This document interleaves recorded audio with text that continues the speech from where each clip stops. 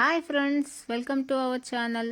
Tomato రసం ఇలా పెట్టారంటే కూరలు కూడా పక్కన పెట్టేసి మొత్తం అన్నం రసంతోనే తినేస్తారు. ఎలా చేయాలో చూద్దాం రండి.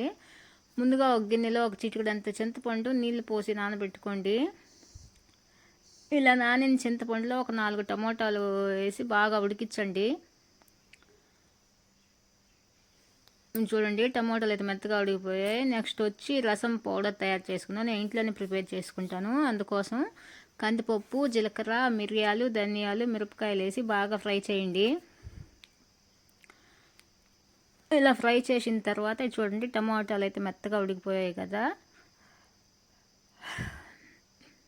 వాటికి పీల్ అంతా తీసేసి ఇలా చూడండి, ఈ టమోటాలన్నీ బాగా మెత్తగా నలపండి. ఇలా బాగా కలిపితే రసం అనేది బాగా టేస్ట్ వస్తాయండి.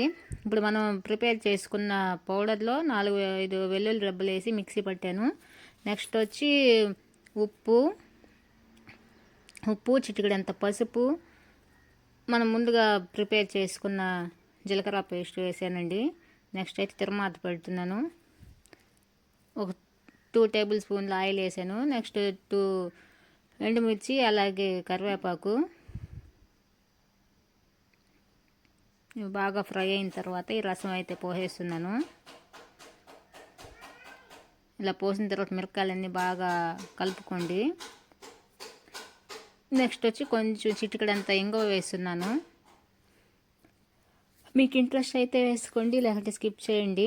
చూడండి, ఇలా బాగా బుడగలు వచ్చి బాగా ఉడుకుతున్నట్టున్నాయి కదా, అప్పుడు వచ్చి కొంచెం కొత్తిమీరతో గార్నిష్ చేయండి. రసం అయితే సూపర్ టేస్ట్గా ఉంటాయండి. వీడియో నచ్చితే లైక్ చేయండి, షేర్ చేయండి, అలాగే కామెంట్ చేయండి.